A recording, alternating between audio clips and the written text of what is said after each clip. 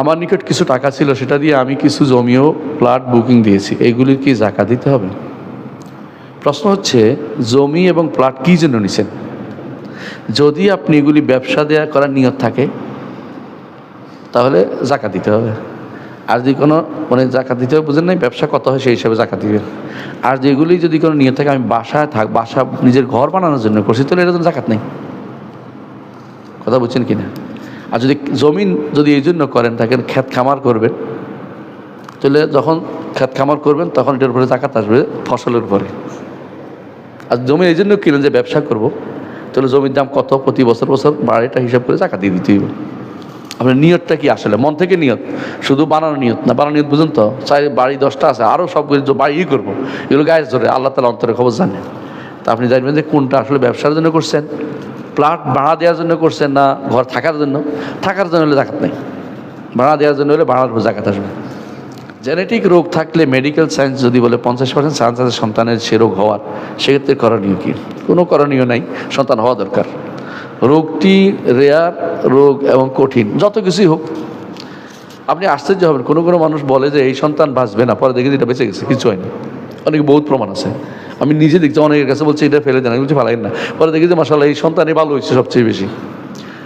শোনেন, রোগ ব্যাধি এত বেশি অগ্রিম খোঁজা ঠিক না। যত খুঁজবেন তত মানুষ, রোগ নাই এমন মানুষ নাই। আল্লাহ তাআলা মানুষকে রোগ ব্যাধি দিয়েই তৈরি করেন, কিছু থাকেন, কিছু দেন। কেন দেন? আল্লাহকে যেন স্মরণ করে। বলতে মানুষ কাল্লা ইন্নাল ইনসান লা ইয়াতগা আর রাআহু ইসতাগনা, মানুষ যখন অমুখাপেক্ষী হতেন বেশি বেশি সীমা লঙ্ঘন করে, বেশি সীমা লঙ্ঘন করে। আর যখন দেখে যে আমার তো এই সমস্যা আল্লাহ তুমি ভালো করে দাও, এবার আল্লাহর কাছে গিয়ে, তাই না? এই জন্য আল্লাহ তাআলা কাউকে কি করে দেন না, পুরোপুরি একেবারে ফুল সে দেন না। আমাদের ইউনিভার্সিটিতে একজন আছে, আমি তারা কোনোদিন সর্দি হয়েছেও দেখিনি, নাস্তিক, নামাজও পড়ে না। এবার তো বুঝুন তো, মানে সে যে নাস্তিকতা বেছে নিয়েছে, কারণ হচ্ছে সে কার আল্লাহর মুখাপেক্ষী হয়নি।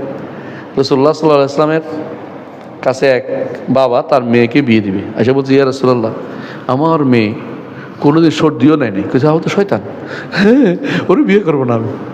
বুঝা যাচ্ছে যে সুতরাং রোগ ব্যাধি নাই এই সমস্ত মানুষ আপনি পাবেন না। 50% না, এখন 90% হইলেও আপনি সন্তান আসতে দেন। আল্লাহ নিয়ে যাবে, যে কদিন বাসা এই কদিন আপনার জন্য পরীক্ষা হিসেবে রাখবে, তারপরে নিয়ে যাবে। কত সন্তান তুই নিয়ে আসে, বাবা আমার পরীক্ষা, অসুবিধা কি? আপনি একটা পরীক্ষা দেন, না খেলাতে ভালো পাবেন। সন্তান মেরে ফেলতে হবেন কোনো কারণ নেই। যদি বা মরে যাবে সম্ভাবনা থাকে, সন্তান তখন দুনিয়াতে না আসার সমস্যা আলাদা। তখন ডাক্তার, ভালো ডাক্তার বলতে হবে যে জীবিত যেটা আছে এটা তো আসল, এখনও আছে, আর যেটা আসে না এটা তো আসবে মাত্র। তখন শুধুমাত্র এটা করা যাবে যে এই মরে যাবে, ওইটাকে আনা যাবে না, ওইটা টানলে এটা মরে যাবে শিওর হয়ে গেলে তখন সেটা করা যাবে না। কথা বলতে এটা তো নাইয়ের মধ্যে, এটা তো আসের মধ্যে। তো একটা নাইয়ের জন্য একটা আসে যেটা, এটাকে ধ্বংস করা যাবে না, এটা আলাদা। আমার 5 মেয়ে আছে, আমার বাবার থেকে কিছু সম্পত্তি, আচ্ছা, আর বাকি কিছু সম্পদ আমি নিজে করেছি। সেগুলো আমরা ভাইরা কিন্তু ভিন্ন হওয়ার পর আমার এই সম্পদ কিভাবে বন্টন করে দিব? কেন ভাইদের দিবেন? 5 মেয়ে আছে আপনার মেয়েরা পাবে, ভাইরা পাবে কি জন্য? ভাইরা তো বন্টন করে দিবেন না। আপনি চলে যাবেন দুনিয়া থেকে, মেয়েদের খরচ দিয়ে থাকে অল্প স্বল্প, এগুলি পরবর্তীতে আপনার মৃত্যুর পরে বন্টন হবে। আপনি দুনিয়ার জীবন থেকে বন্টন করতেছেন কি জন্য? আপনি কি পাগল নাকি? এরপর আপনার কিছুই দিবেন, আপনি রাস্তায় ভিক্ষা করতে হবে বসে বসে। বন্টন করে দিবেন না, কোনোদিনই বন্টন করে দিবেন না। আপনি খরচ করে যাবেন, মেয়েদের সুন্দর করে বিয়ে দিবেন, টাকা পয়সা খরচ করে, হ্যাঁ, মেয়েদেরকে বাড়িতে একটা ঈদে দিবেন, ওইটা দিবেন, তাতে করে মেয়েরা ভালো থাকতে পারে, জায়েজ। জামাই বেটা না চাইলেই হইল, চাইলে এটা যৌতুক হবে, না চাইলে আপনি দিলে এটা জায়েজ। কথা বলছেন কিনা? কেউ যদি চায় যৌতুক, না চাইলে জায়েজ। রাসূলুল্লাহ সাল্লাল্লাহু আলাইহি ওয়াসাল্লাম ফাতেমাকে কি দিয়েছেন? জাহিজ দিয়েছেন, জাঁতা দিয়েছেন, আর কি দিয়েছেন? আটা বানানিটা দিছেন। কি বানায় যে এটারে? রুটি বানানোর মেশিন দিয়েছেন, ইয়া দিচ্ছেন। তো বোঝা গেল যে কেউ যদি উইলিংলি তার মেয়েদেরকে দিয়ে দেয় কিছু, মেয়েরা অন্তরের টুকরা। আসলে সত্যি ছেলেদের থেকে মেয়েরা বেশি দরদি, মেয়েদের প্রতি বেশি বেশি দরদ করবেন। মেয়েদেরকে যদি কোনো লালন পালন করে, 5টা মেয়ে আপনার, মাশাআল্লাহ, আপনি জান্নাতের টুকরা পাইছেন।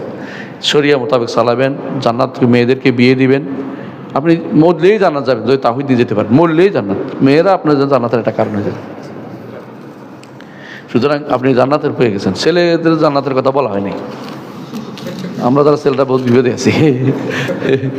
সুতরাং আপনি এটা বিশাল সম্পদ, কোনো সম্পদ খরচ করবেন ওদের পিছনে অকাতরে, অকাতরে খরচ করবেন, হ্যাঁ, কিন্তু বন্টন করে দিবেন না। যা থাকবে মৃত্যুর পরে ওরা যা পাবে, ওরা সবাই মিলে 3 ভাগের 2 অংশ পাবে। আপনার স্ত্রী পাবে, যদি জীবিত থাকে তখন 8 ভাগের 1 ভাগ, আর বাকিটা পাবে আপনার ভাই ভাতিজারা পাবে। মৃত্যুর পরে চিন্তা পরে করবেন। আপনি এখন দুনিয়াতে খেয়ে টেয়ে দিয়ে টিয়ে ওদেরকে দিয়ে এটা একটা ফ্রিজ কিনে দেন, একটা হ্যাঁ এই রান্নার সামগ্রী কিনে দেন, সমস্যা কি? বৈধ না, অবৈধ কোনো কিছু নেই, জায়েজ। সন্তানদেরকে দেওয়া বৈধ না, জায়েজ কোনো কিছু নেই। সমান দিতে হবে জরুরি না, যাকে যার প্রয়োজন অনুসারে দিবেন। কোনো মেয়ের স্বামী বিশাল পয়সা হলো, আপনি দিয়ে কী করবেন? তার জন্য খাবার দাবার পাঠাবেন, বুঝলে খুশি হবে। আর কোনো মেয়ের স্বামী পয়সা নেই, তাকে কোনো মেয়ের স্বামী যদি কোনো তালেবে আলেম হয়, হ্যাঁ, তাহলে তালেবে আলেম তাকে বই কিনে দিবেন, তার জন্য একটা প্লাট কিনে দিবেন যে আমাদের তালেবে আলেম, তাহলে যা দিবেন তাই সদাকা জারিয়া হবে। এটা ভালো জিনিস। এত বেশি খুশি হয়ে গেছে, মনে করছে কেউ তার বিয়ে দিতেছে আর কি, মনে